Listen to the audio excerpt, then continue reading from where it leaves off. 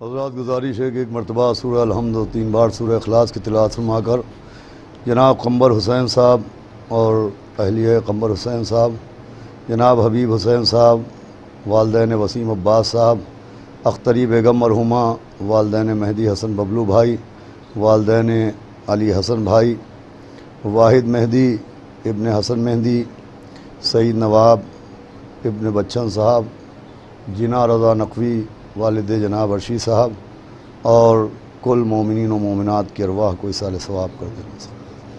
بسم اللہ الرحمن الرحیم۔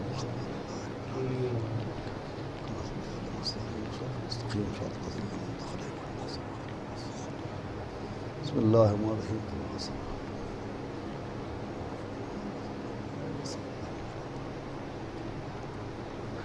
فاتحہ۔ بسم اللہ الرحمن الرحیم۔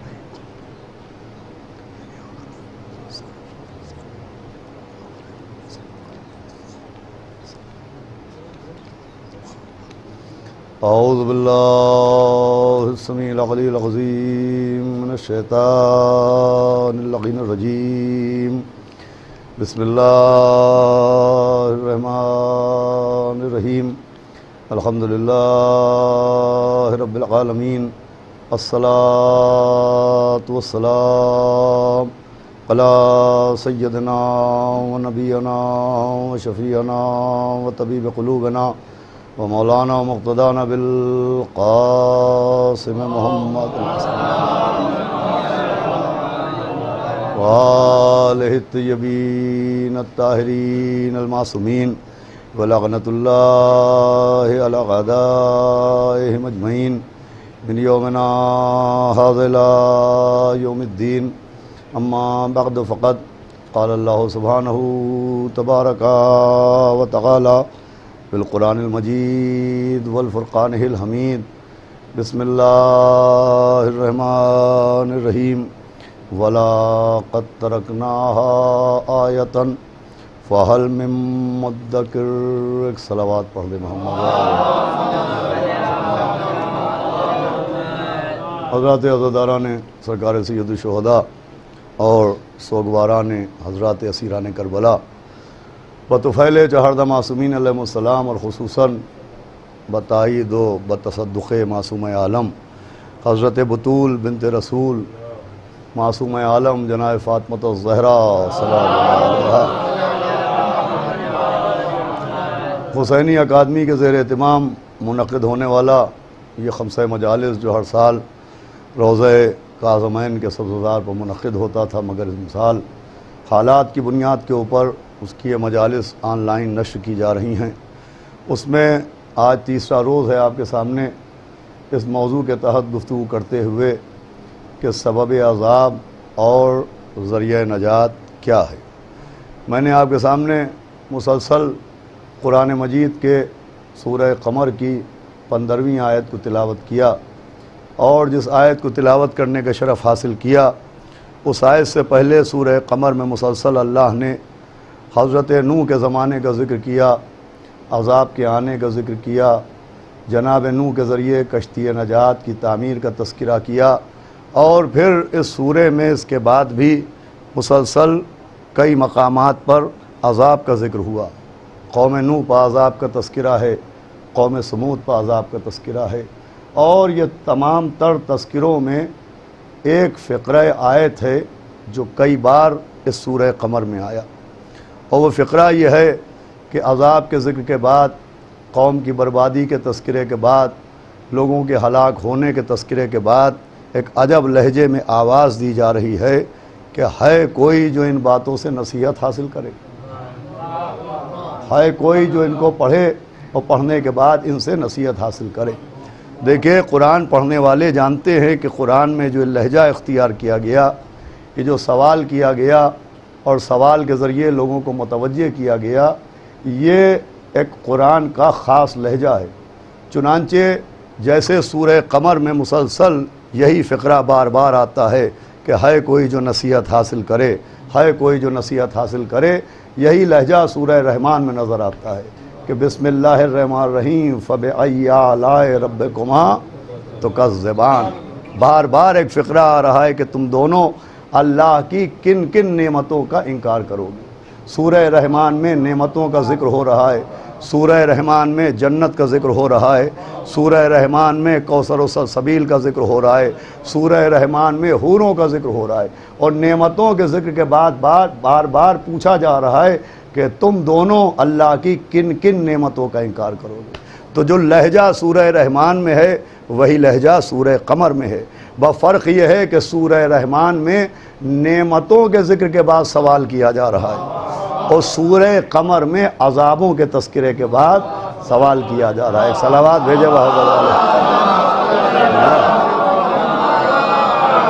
توجہ فرمائیے گا، سورہ قمر میں عذاب کے ذکر کے بعد کہا جا رہا ہے کہ ہے کوئی جو نصیحت حاصل کرے۔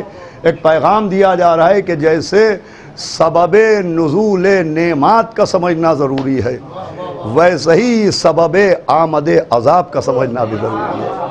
جیسے انسان کو یہ سمجھنا ضروری ہے کہ اللہ کی نعمتیں کس وجہ سے نازل ہوتی ہیں، ویسے یہ سمجھنا بھی ضروری ہے کہ اللہ کی جانب سے عذاب کیوں آتا ہے۔ اور خاص کر کے آج کے دور میں، جس دور میں ہم گزر رہے ہیں، یہ دور کے جو سائنس کے بام عروج پر پہنچنے کا دور ہے، یہ دور کے جس میں انسان نے اتنی ترقی کی کہ فضاؤں میں پرندوں کی طرح اڑنا سیکھ گیا ہے اور سمندروں میں مچھلیوں کی طرح تیرنا سیکھ گیا ہے۔ انسان نے ایئر کنڈیشنر بنا کے موسموں کو اپنے kمروں میں قید کر لیا، ہوائی جہاز بنا کے ملکوں کو محلوں میں تبدیل کر دیا۔ صلوات بھیجے محمد و آل محمد۔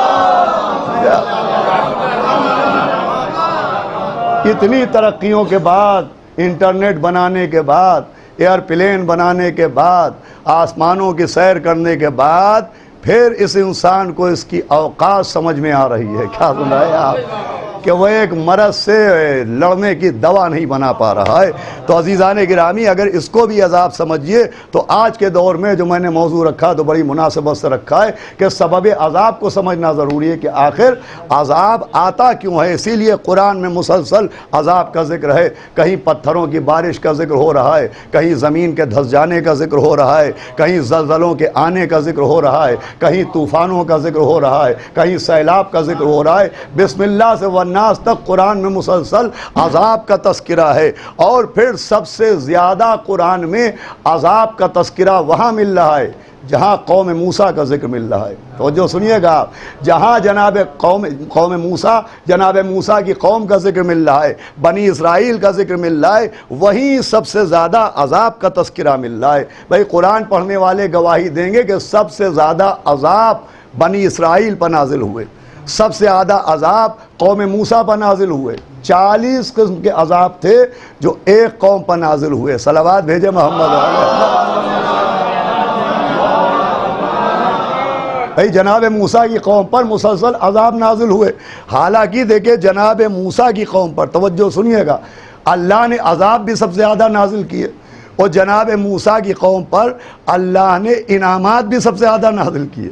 بھئی یہ بھی عجیب بات ہے کہ سب سے زیادہ اللہ نے رحم و کرم بھی قوم موسیٰ پر کیا ہے، اور سب سے زیادہ عذاب و عتاب بھی قوم موسیٰ پر کیا ہے۔ پڑھے لکھے لوگ گواہی دیں گے کہ اللہ نے سب سے زیادہ رحم و کرم بھی قوم موسیٰ پر کیا ہے۔ آسمان سے کھانا قوم موسیٰ کے لیے بھیجا، دریا پر راستہ قوم موسیٰ کے لیے بنایا، پتھروں سے چشمہ قوم موسیٰ کے لیے بہایا۔ صلوات پڑھے محمد و آل محمد۔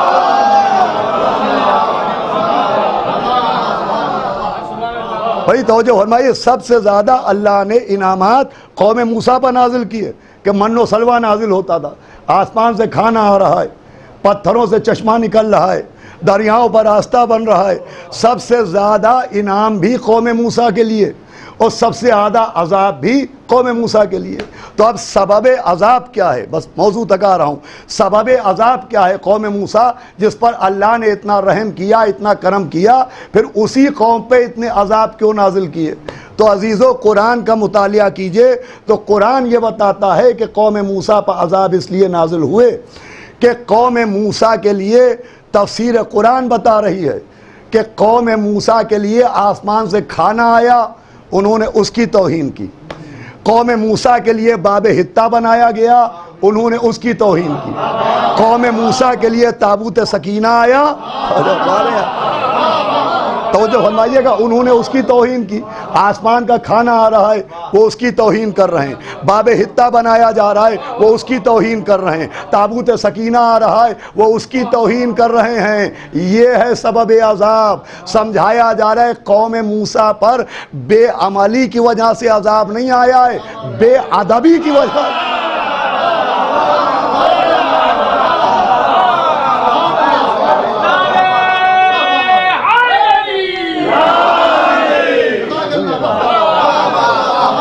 یہ بڑا اہم موضوع ہے۔ قوم موسیٰ پر بے عملی کی وجہ سے عذاب نہیں آیا ہے، بے ادبی کی وجہ سے آیا ہے۔ قرآن پیغام دینا چاہ رہا ہے کہ سمجھو بے عملی سبب عذاب نہیں ہے، بے ادبی۔ تشریف لے آئیں، ایک صلوات پڑھ دے محمد و آل محمد، ایک صلوات اور پڑھ دے محمد و آل محمد۔ بھائی بے عملی کی بھی سزائیں ہیں، بے عملی بھی غلط بات ہے، لیکن قرآن پیغام دے رہا ہے کہ بے عملی کی وجہ سے عذاب نہیں آتا ہے، بے ادبی کی وجہ سے عذاب آتا ہے۔ پہلی دلیل قوم موسیٰ سے ملی کہ وہ بے عملی سے زیادہ بے ادبی پا آمادہ تھی، اور دوسری دلیل ابلیس سے ملی۔ بھائی جو ابلیس بنا ہے تو بے عملی کی وجہ سے نہیں بنا ہے، عمل تو ایسا تھا کہ ملائکہ میں بٹھا دیا گیا۔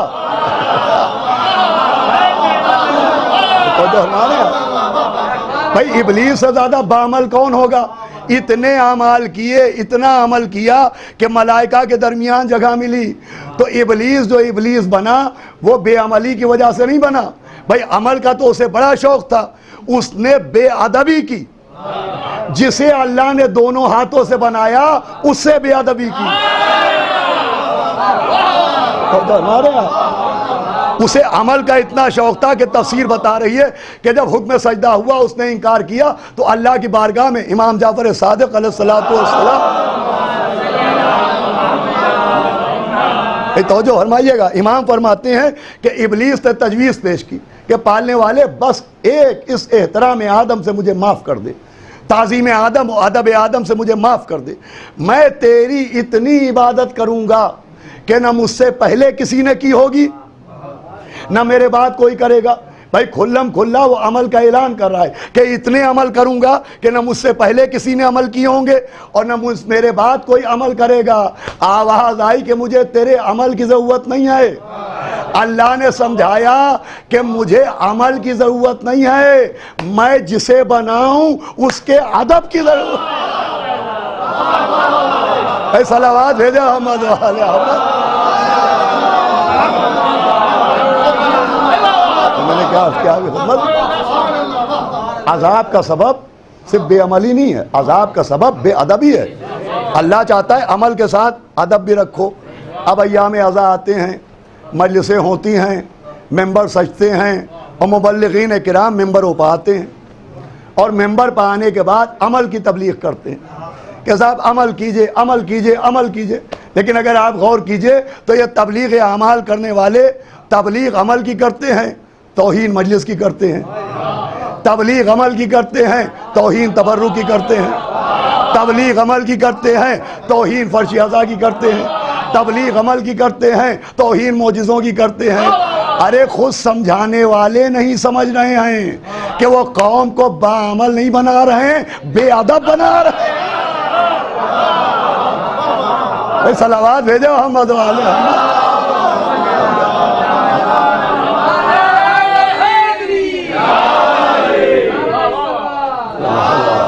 سنیے گا بھائی، قابل غور بات، عذاب کا سبب یہ سب کے لیے موضوع ہے، اپنوں کے لیے بھی ہے، سمجھنے کی کوشش کرنا چاہیے۔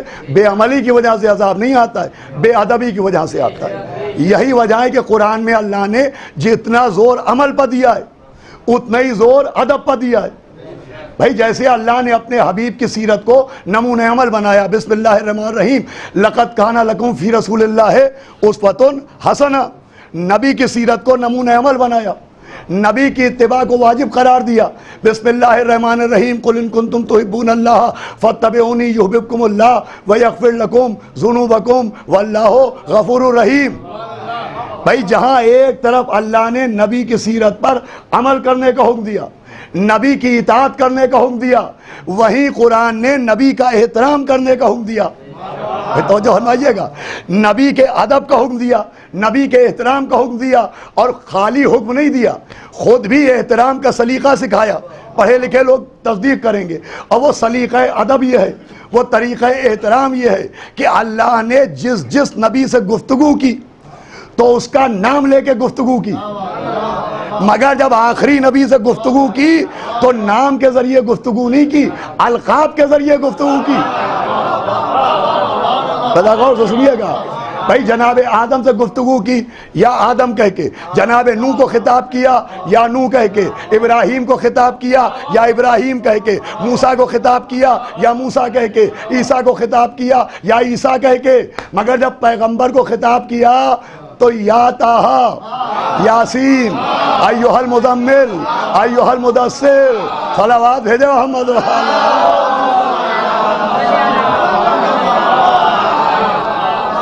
یہ بڑی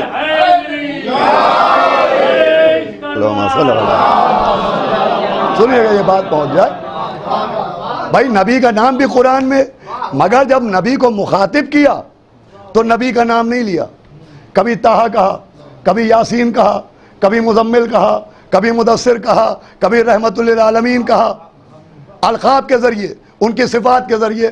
حالانکہ نبی ہیں 1,24,000، مگر جب دوسرے نبیوں سے بات کی گفتگو کا طریقہ اور رکھا، جب آخری نبی سے بات کی تو گفتگو کا طریقہ اور رکھا۔ اب چاہے لوگ جیسے سننے والے اس جملے کو سمجھیں، بھائی اللہ نے سمجھایا آدم بھی نبی ہیں مگر محمد جیسے نہیں ہیں، نوح بھی نبی ہیں مگر محمد جیسے نہیں ہیں، ابراہیم بھی نبی ہیں مگر محمد جیسے نہیں ہیں، موسیٰ بھی نبی ہیں مگر محمد جیسے نہیں ہیں، عیسیٰ بھی نبی ہیں مگر محمد جیسے نہیں ہیں۔ قرآن سمجھا رہا ہے کہ جب نبی محمد جیسے نہیں ہیں تو وہاں بھی محمد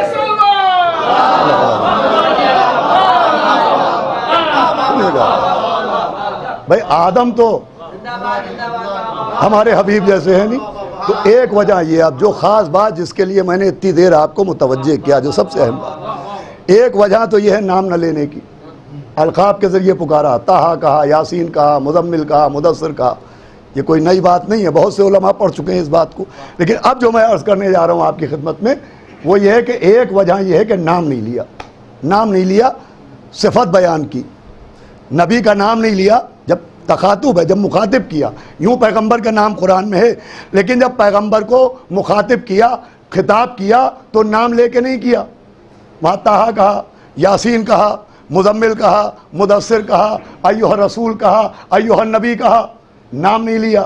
اس لیے نام نہیں لیا کہ اللہ کو معلوم ہے کہ ایک طبقہ نام کی ضد کرے گا، گمنام ہوگا مگر نام کی ضد کرے گا، وہ یہ ضد کرے گا کہ صاحب قرآن میں اہل بیت کے نام تو ہے ہی نہیں، قرآن میں اہل بیت کے نام تو ہے ہی نہیں، ہم ان کو کیسے مانیں؟ بھئی نام تو ہے نہیں، ہم امام مبین کیسے مانیں؟ ان کا نام تو ہے نہیں، ہم ان کو صراط مستقیم کیسے مانیں؟ ان کا نام تو ہے نہیں، ہم انہیں صادقین کیسے مانیں؟ ان کا نام تو ہے نہیں، توجہ فرما رہے ہیں آپ، ہم انہیں خلیفہ کیسے مانیں؟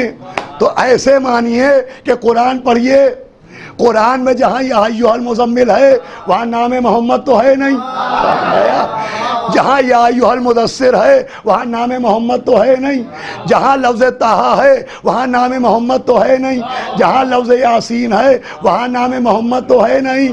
کیسے سمجھے کہ یہ مزمل کوئی اور نہیں محمد ہیں؟ کیسے سمجھے کہ مدثر کوئی اور نہیں محمد ہیں؟ کیسے سمجھے کہ طٰہٰ کوئی اور نہیں محمد ہیں؟ ارے توجہ فرمائیے گا، کیسے سمجھے کہ یاسین کوئی اور نہیں محمد ہیں؟ کہ بھئی خود نبی نے بتایا کہ یہ طٰہٰ بھی میں ہوں، یاسین بھی میں ہوں، یہ میری ہی صفتیں ہیں۔ نبی نے بتایا رحمت ہونا میری صفت ہے، بشیر ہونا میری صفت ہے، طٰہٰ ہونا میری صفت ہے۔ تو جس نبی نے بتایا کہ یہ جو قرآن میں صفتیں ہیں یہ میری ہیں، طٰہٰ ہونا میری صفت ہے، جس نبی نے بتایا یاسین ہونا میری صفت ہے، اسی نے بتایا کہ رکوع کی عالم میں انگوٹھی دینا علی کی صفت۔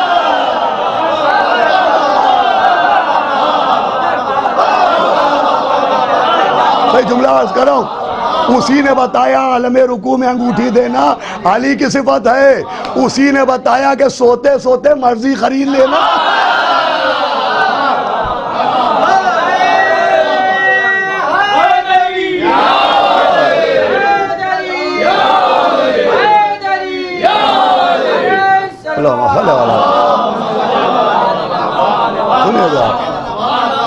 پوچھا صاحب اہل بیت کے نام تو ہے، حالانکہ میں گزشتہ عشرے میں یہ نام پر پڑھ چکا ہوں کہ ایسا نہیں کہ قرآن میں اہل بیت کے نام نہیں ہیں۔ مسئلہ یہ کہ سب کو اہل بیت کے ناموں کا علم نہیں ہے۔ صلوات بھیجے محمد و آل محمد۔ تو سنیے گا عزیزان گرامی، بہت اہم بات ہے بھائی، قرآن میں نبی کی صفتیں ہیں، ہر جگہ نام تھوڑی ہے۔ حدیث ہے کہ صلوات میں صلو علی محمد نہیں ہے، صلو علی النبی ہے، اور نبی 1,24,000 ہیں، تو وہاں نام محمد تو ہے نہیں، علی النبی ہے۔ آپ کیسے سمجھائیے علی النبی کوئی اور نہیں ہے، علی محمد ہے۔ کہا نبی نے بتایا، تو جس نبی نے یہ بتایا اسی نبی نے یہ بتایا۔ بھائی ہر چیز قرآن کی آیت سے نہیں سیکھی جائے گی، نبی کی حدیث سے بھی سیکھی جائے گی، نبی کی حدیث بتائے گی۔ اب بہت خاص بات میں عرض کر رہا ہوں، آپ پوچھیں اس بات کی کیا دلیل ہے، تو اس کی دلیل یہ ہے کہ جناب ابراہیم کے 2 بیٹے تھے، ایک جناب اسحاق، ایک جناب اسماعیل۔ حضرت ابراہیم کے 2 بیٹے، ایک اسحاق ہیں اور ایک اسماعیل ہیں۔ یہودی اپنے کو اسحاق کی نسل میں کہتے ہیں، اور پیغمبر اسلام نسل جناب اسماعیل میں ہیں۔ اب ابراہیم کے بیٹے ہیں 2، اور قرآن میں لقب ہے ایک، وہ لقب ہے ذبیح اللہ۔ رضا صلوات بھیجے محمد علیہ محمد۔ سنیے گا آپ بھائی، بڑی وزنی بات ہے مولا کے صدقے میں، اگر میں نے سمجھا دی تو میری محنت سوارت ہو جائے گی۔ وہ لقب ہے ذبیح اللہ۔ اب یہودی کہتے ہیں کہ ذبیح اللہ اسحاق ہے، مسلمان کہتے ہیں ذبیح اللہ جناب اسماعیل ہے۔ کیوں؟ اس لیے کہ قرآن میں جناب اسماعیل و اسحاق کا نام بھی آیا ہے، مگر جہاں ذبح کا ذکر ہے وہاں نہ اسحاق کا نام ہے نہ اسماعیل کا نام ہے، وہاں صرف یہ ہے کہ ابراہیم کا بیٹا، وہاں بیٹے کا نام نہیں ہے، وہاں صرف رشتہ ہے۔ تو وہ کہتے ہیں کہ صاحب یہ اسحاق ذبیح اللہ ہے، اور ہم مانتے ہیں کہ اسماعیل ذبیح اللہ ہے۔ بھائی قرآن میں ذبیح اللہ ہے، نام نہیں ہے، جیسے ولی اللہ ہے۔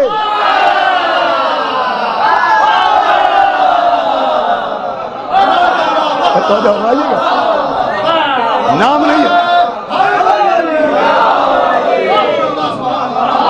غور سنیے گا، بہت وزنی بات میں عرض کر رہا ہوں آپ کی خدمت۔ جہاں پر قربانی کا ذکر ہے کہ جناب ابراہیم نے بیٹے کے گلے پر چھری چلائی، تو وہاں نام نہیں ہے۔ یوں قرآن میں جناب اسحاق کا نام بھی ہے، اسماعیل کا نام بھی ہے، مگر اس جگہ جہاں یہ عمل ہو رہا تھا، گلے پر چھری رکھی تھی، وہاں نہ اسحاق کا نام ہے نہ اسماعیل کا نام ہے۔ یہودی کہتے ہیں وہ اسحاق تھے جن کے گلے پر چھری چلائی، اور مسلمان مانتے ہیں کہ وہ جناب اسماعیل تھے۔ مجھے بتائیے قرآن میں نام تو ہے نہیں، اسماعیل کو ذبیح اللہ کیوں مان لیا؟ آپ ہم سے پوچھیں گے کہ مولا علی کا نام تو ہے نہیں، ولی اللہ کیوں مان لیا؟ پہلے آپ بتائیے اسماعیل کو ذبیح اللہ کیوں مان لیا؟ کیا بتایا بھائی، وہاں نام تو ہے نہیں، ان کو ذبیح اللہ کیوں مانا؟ تو بھائی جو جناب اسماعیل کو ملت مسلمہ ذبیح اللہ مانتی ہے، تو آیت میں نام کی وجہ سے نہیں مانتی ہے، نبی کی حدیث کی وجہ سے مانتی ہے۔ نبی کی حدیث ہے کہ انا یبن ذبیحین، کہ نبی نے فرمایا کہ میں 2 ذبیحوں کا بیٹا ہوں۔ ایک بہت خاص بات ہے، نبی کی حدیث ہے کہ انا یبن ذبیحین، کہ میں 2 ذبیحوں کا بیٹا ہوں۔ بڑی مشہور حدیث ہے ملت مسلمہ میں، شیعہ و غیر شیعہ فرمانتے کہ نبی نے فرمایا کہ میں 2 ذبیحوں کا بیٹا ہوں. اب یہ 2 ذبیحیں کون ہیں؟ ملت مسلمہ نے تشریح کی کہ ایک جناب عبداللہ ہیں، پیغمبر اسلام کے والد، اس لیے کہ قرآن دازی ہوئی تھی اور منت مانی تھی جناب عبد المطلب نے، تو جناب عبداللہ کے لیے قرآن نکلا تھا کہ ان کو ذبح کیا جائے، تو جناب عبداللہ بھی ذبیح اللہ کہلاتے ہیں. تو انا، نبی نے جو فرمایا کہ انا ابن الذبیحین، کہ میں 2 ذبیحوں کا بیٹا ہوں، اس میں ایک ذبیح ہے عبداللہ اور ایک ذبیح ہے اسماعیل. بھائی یہ دلیل ہے کہ اسماعیل ذبیح اللہ ہیں. اسماعیل کا ذبیح اللہ ہونا آیت میں نام سے ثابت نہیں ہے، حدیث رسول سے ثابت ہے. تو جیسے اسماعیل ذبیح اللہ ہیں، اس کے لیے آیت نہیں دیکھی جائے گی، حدیث رسول دیکھی جائے گی. ویسے ہی علی ولی اللہ ہیں، آیت نہیں دیکھی جائے گی، حدیث غدیر دیکھے.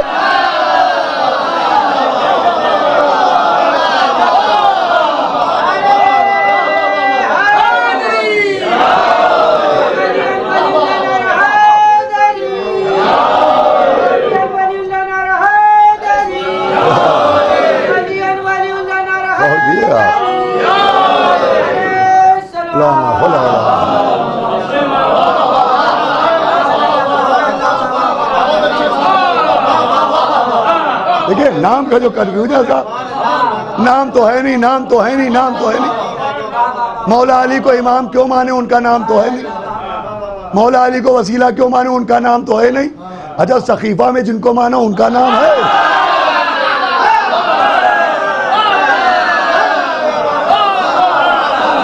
صلوات بھیجے محمد و آل محمد.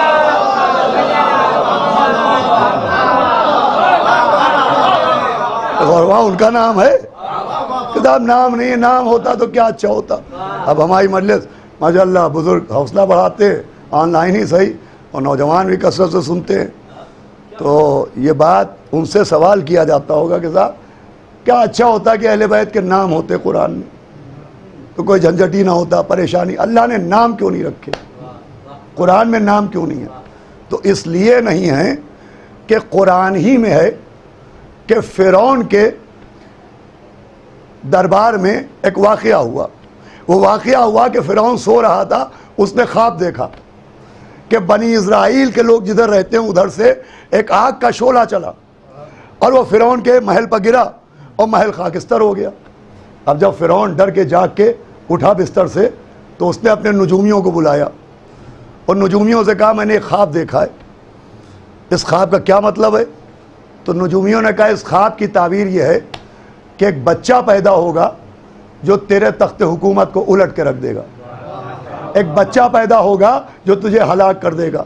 نجومیوں نے کہا بچہ پیدا ہوگا، بچے کا نام نہیں بتایا. بھائی فرعون سے نجومیوں نے موسیٰ کا نام نہیں بتایا، صرف اتنا بتایا کہ ایک بچہ ہوگا. تو بغیر نام کے صرف یہ سن کے کہ بچہ ہوگا کتنے بچوں کو مار ڈالا. بھائی فرعونوں کا مزاج سمجھایا کہ ان کا مزاج سمجھو.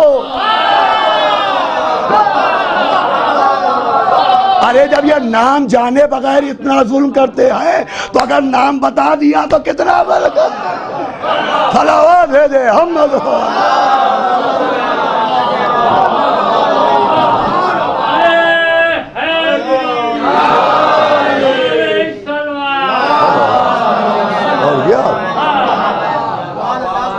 اب ایک بہت خاص بات عرض کرنا ہے، وہ بات یہ ہے کہ فرعون کافر تھا. اس کا نام فرعون تو جیسے راجہ کہا جاتا ہے، ہندی میں مہاراجہ کہا جاتا ہے، بادشاہ کہا جاتا ہے، کنگ کہا جاتا ہے، اسی طرح سے مصر کے بادشاہوں کو فرعون کہا جاتا ہے. اس کا بھی نام نہیں ہے، فرعون لقب ہے، نام نہیں ہے. اچھا اس کے لیے کوئی ضد نہیں کرتا. صلوات بھیجے محمد والے. آپ غور کیجئے گا، اس کا نام میں بتاتا ہوں. مصعب ابن ریان نام تھا. وہ جو فرعون جناب موسیٰ کے دور میں تھا اس کا نام تھا مصعب ابن ریان. تو بہرحال فرعون نے خواب دیکھا. خواب کس نے دیکھا؟ فرعون نے. ملت مسلمہ سے میرا سوال ہے کہ فرعون نے خواب دیکھا تو وہ خواب سچا نکلا کہ جھوٹا؟ بھائی پوری بہت خاص بات میں عرض کر رہا ہوں. فرعون نے خواب دیکھا تو وہ خواب سچا نکلا کہ جھوٹا؟ کا خواب تو سچا نکلا. فرعون کون تھا؟ جھوٹا. بھائی جھوٹے کا خواب بھی سچا نکلا. بھائی اہم بات میں عرض کرو، خواب دیکھنے والا جھوٹا تھا، کافر تھا، مگر خواب نکلا سچا. کیوں؟ کہا اس لیے کہ خواب کا تعلق ایک معصوم سے تھا. اس کا مطلب جن خوابوں کا تعلق معصوم سے ہو اگر جھوٹا بھی دیکھے تو سچے نکلتے ہیں. بھائی صلوات بھیجے محمد.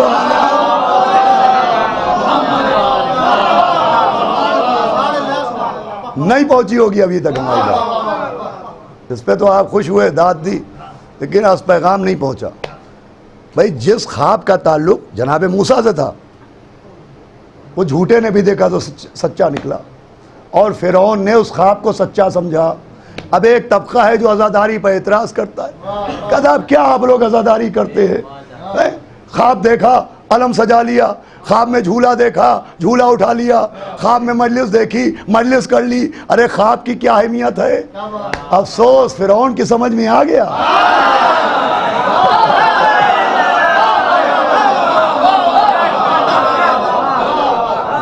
بھائی ہم نے خواب میں علم دیکھا، علم کا تعلق جناب عباس سے، جھولا دیکھا، جھولے کا تعلق جناب علی اصغر سے ہے، مجلس دیکھی، مجلس کا تعلق معصوموں سے ہے.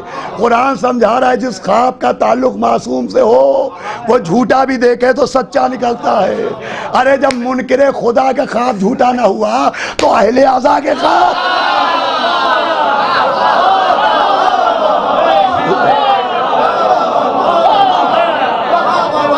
ایک صلوات بھیجے محمد والے.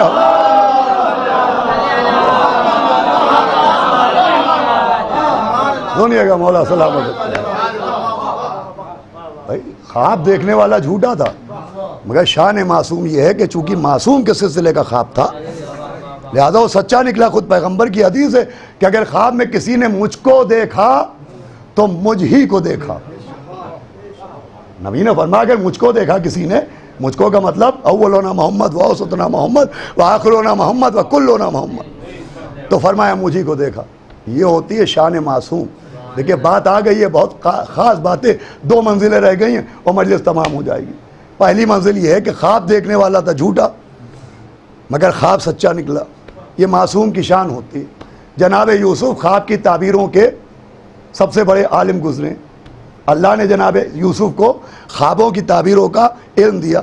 قرآن اعلان کر رہا ہے جب وہ زندان میں تھے، قید خانے میں تھے، تو ایک قیدی نے کہا کہ یوسف میں نے خواب دیکھا ہے کہ میرے سر کے اوپر ایک کشتی ہے اور کشتی میں روٹیاں ہیں اور بہت سے پرندے ان روٹیوں کے ٹکڑے اٹھا اٹھا کے لیے جا رہے ہیں.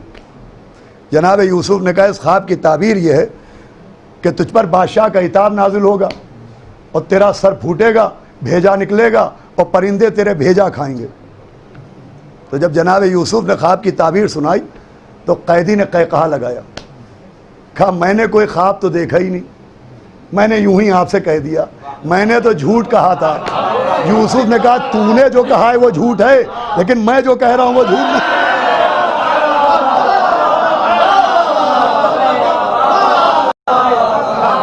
بہت توجہ چاہتا ہوں، تفسیر قرآن سنا رہا ہوں. جناب یوسف نے کہا تو نے جو کہا ہے وہ جھوٹ ہے، مگر میں جو کہہ رہا ہوں وہ جھوٹ نہیں ہے، میں نے جو کہہ دیا وہی ہوگا. اس کا مطلب شان معصوم یہ ہے کہ اگر معصوم کی بارگاہ میں کوئی جھوٹ بولے تو جھوٹے کے جھوٹ کا اثر نہیں ہوتا ہے، معصوم کی زبان کا اثر ہوتا ہے. بھائی بڑی نازک سی بات اور بہت اہم بات عرض کر رہا ہوں. اگر معصوم کے سامنے کوئی جھوٹ بولے تو جھوٹے کے جھوٹ کا اثر ظاہر نہیں ہوتا، معصوم کی زبان کا اثر ظاہر ہوتا ہے. اب سمجھ میں آیا کہ مدینے میں کچھ جھوٹے ایک زندہ کو مردہ بنا کے لائے.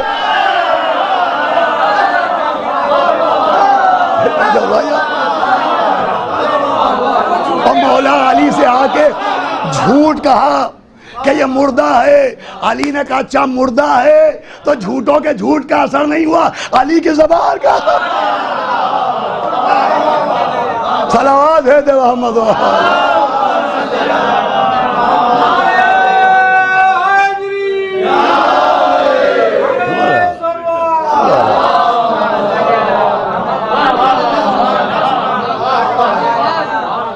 دنیا سمجھتی نہیں، عرفان اہل بیت ہی نہیں دنیا کو.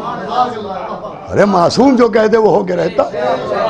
وہ کہہ دیا میں نماز جنازہ پڑھا دوں، تو جب جنازہ کہہ دیا تو جنازہ ہو گیا. صلوات بھیجے محمد دیکھیں مولا کے صدقے میں قرآن سے دلیل دیتا ہوں. آخری بات اور سن لے. بات کیا چل رہی تھی کہ عذاب کا سبب کیا ہوتا ہے؟ بے عملی نہیں، بے ادبی. اسی لیے اللہ قرآن میں عمل کے ساتھ ساتھ ادب کا درس دے رہا ہے کہ خالی نبی کی پیروی نہ کرنا، اطاعت نہ کرنا، صرف عمل نہ کرنا، ادب بھی کرنا.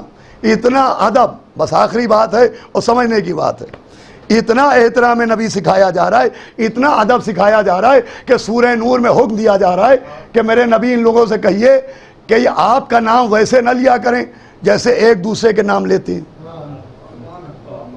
حکم ہو رہا ہے کہ ان سے جو مدینے میں آپ کے اصحاب ہیں ان سے کہیے کہ آپ کا نام ویسے نہ لیا کریں جیسے ایک دوسرے کے نام لیتے ہیں.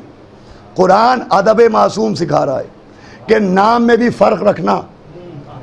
جب گناہگار کا نام لینا تو طریقہ اور ہو، جب معصوم کا نام آئے تو طریقہ اور ہو. بھئی ایک بہت اہم موضوع ہے اور ایک اہم مسئلہ ہے، اگر توجہ کی تو اس کا حل نکل آئے گا. یہ قرآن کا فیصلہ ہے کہ جب معصوم کا نام لینا تو طریقہ اور رہے، جب گناہگار کا نام لینا تو طریقہ اور رہے. آپ سمجھے ہم معصوموں کو علیہ السلام کیوں کہتے ہیں، رضی اللہ کیوں نہیں کہتے؟ ارے قرآن نے سمجھایا ہے کہ رضی اللہ اور ہیں، علیہ السلام. صلوات بھیجو محمد.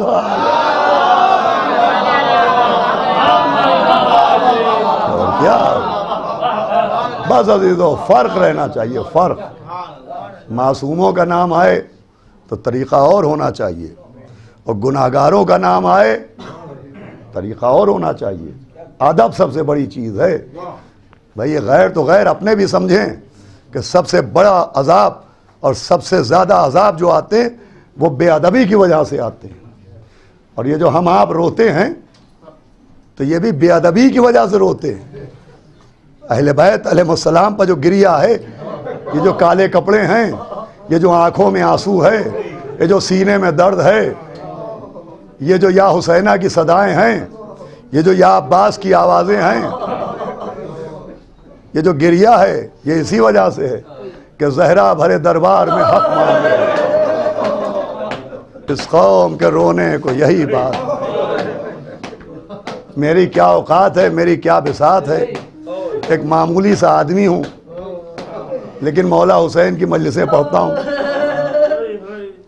اگر کسی نشست میں، کسی بزم میں، کسی فنکشن میں پہنچ جاتا ہوں تو میرے باپ کے سن کے لوگ کرسی چھوڑ کے کھڑے ہو جاتے ہیں کہ آؤ میاں یہاں بیٹھو. کیوں؟ کہا ذاکر حسین. اللہ اکبر. ایک ذاکر حسین کا اتنا احترام. ہائے مادر حسین، زہرا بھرے دربار میں حق مانگ رہی ہے. اس قوم کے رونے کو یہی بات پڑی. کسی نے کرسی بھی لا کے نہ دی. بی بی بیت الشرف میں آئی تھی کہ ایک 4 برس کی بیٹی قدموں سے لپٹ گئی. آواز دی بی بی کیوں رو رہی ہو؟ فدق نہ ملا تو کیا ہوا، باغ جناح ہمارا ہے. کہا اماں فدق کے لیے نہیں رو رہی ہوں، میں یہ سن کے رو رہی ہوں کہ آج دن بھر دربار میں کھڑی نہیں، کسی نے آپ سے بیٹھنے کو بھی نہ کہا.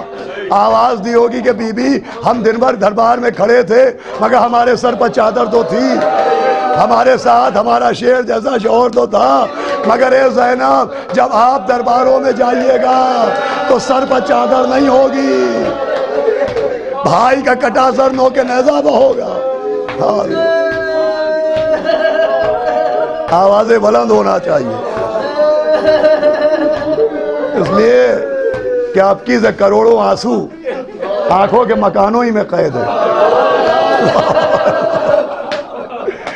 یا عبد اللہ، کیا کیا حسرتیں تھیں، کیا کیا تمنائیں، لیکن بہرحال مجلسیں ہو رہی ہیں. اور میں روز گزارش کر رہا ہوں کہ فرش اعضا پر بیٹھ کے جو لوگ یہ حسینی چینل کے ذریعے ٹی وی پر مجلس آتی ہے، گراف ایجنسی کی طرف سے ختیجہ چینل، علی سی ڈی اور I-12 اور دیگر جو بھی چینل ہو، تو میری گزارش یہ ہے کہ مجلس میں ابھی میں نے ادب کی بات کی ہے تو مجلس بڑے ادب سے سننا چاہیے، فرش اعضا پر بیٹھ کے سننا چاہیے، اس لیے کہ خالی فرش پہ ہم آپ نہیں ہوتے، ایک بیوی ہوتی ہے جس کی پتلیاں توڑ ڈالی، جس کا محسن مار ڈالا گیا، بازیزو 2-4 منٹ مجلس تمام۔ گریا بے ادبی پر سب سے بڑھ کے بے ادبی ہوئی۔ کربلا میں صرف شہادتیں نہیں ہوئی ہیں، شہادتوں کے ساتھ بے ادبیاں ہوئی۔ ایک شہادت تو ایسی ہوئی کہ قرآن اپنے نبی کے ادب کا حکم دے رہا ہے، وہ ایک شہید ایسا نکل رہا ہے کہ مولا حسین کہنے پالنے والے گواہ رہنا، اسے بھیج رہا ہوں جو شکل و صورت میں تیرے حبیب کے جیسا۔ جناب علی اکبر بھائی کربلا پہ گریا اسی پہ ہے کہ تصویر نبی کا ادب بھی نہ کیا گیا۔ ایسی تصویر نبی کہ جب جناب علی اکبر نکلے تو راوی کہتا ایسا لگ رہا تھا جیسے بھرے گھر سے جنازہ نکل رہا ہے۔ پہنچے، باپ نے گھوڑے پر سوار کیا، مختصر کیا میں نے مجلس کو، میدان میں آئے، بلا کا جہاد کیا، پیاس نے غلبہ کیا، واپس آئے کہ بابا پیاس مارے دے رہی ہے، کہ اپنی زبان ہمارے دہن میں ڈالو۔ زبان کو دہن میں ڈالا، کانٹوں کا احساس ہوا، زبان کو کھینچا، کہا اچھا بابا خدا حافظ و ناصر۔ چلے تھے کہ رک گئے، کہا میرے لال اکبر کیا بات ہے؟ کہا بابا ابھی تھوڑی دیر ہوئی تھی، جب خیمے سے چلا تھا تو 4 برس کی بہن نے دامن پکڑا۔ بابا بار بار دل میں ہوک اٹھ رہی ہے، شاید بیمار بہن مجھے یاد کر رہی ہے، ایک بار مجھے میری سغرا کی زیارت کرا دے۔ آواز دی اکبر میرے قریب آؤ۔ امام نے انگلیوں کو اٹھایا، کہا میرے لال مدینہ نظر آیا، کہا بابا نظر آیا، کہا محلہ بنی ہاشم، کہا بابا نظر آیا، کہا گھر نظر آیا، کہا بابا نظر آیا، کہا گھر میں دیکھو سغرا کی زیارت ہو جائے گی، کہا بابا گھر ہے سغرا نہیں، مصلی ہے سغرا نہیں، آنگن ہے سغرا نہیں، کہا رے کوئی نظر آ رہا ہے؟ کہاں ایک بی بی جس کے ہاتھ میں عصا ہے، جو گھر کے دروازے پر بیٹھی ہے، کہا رے پہچانو اکبر یا تمہاری بھائی سغرا۔ اللہ چلے بازی دارے گئے۔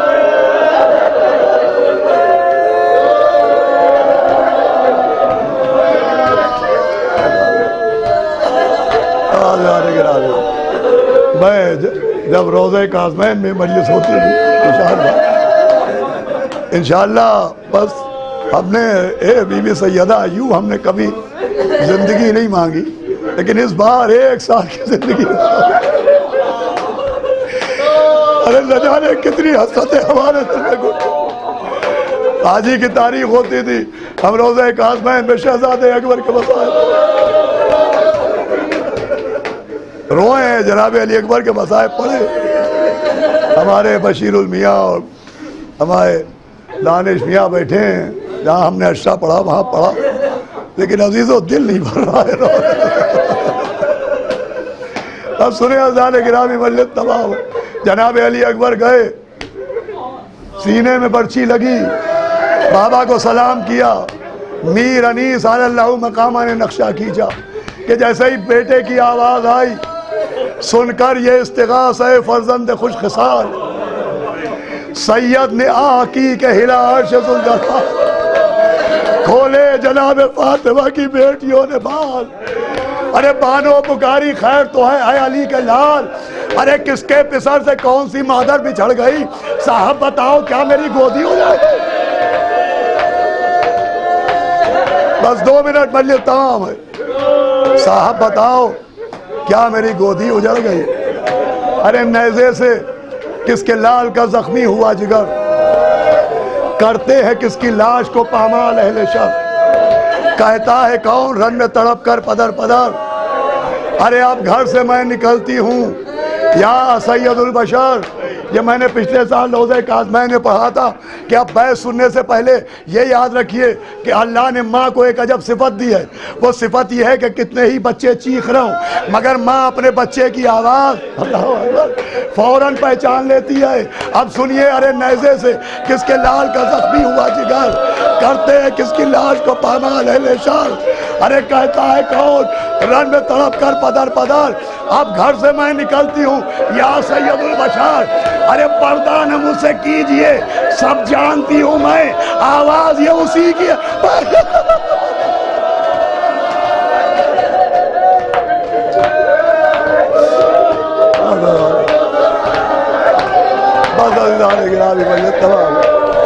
آواز یہ اسی کی ہے پہچانتی ہوں میں بانوں کو قصب دے کے چلے شاہ کردگار وہ دھوپ اور وہ پیاس وہ صدمے وہ اضطرار دل تھا الٹ پلٹ کے کلیجہ تھا بے قرار ارے اٹھتے تھے اور زمین پر گرتے تھے اٹھتے تھے اور زمین پر گرتے تھے بار بار کہتے تھے اے شبیہ پیغمبر ہم آتے ہیں فرماتے تھے شبیہ پیغمبر ہم آتے ہیں ارے گھبرائیو نا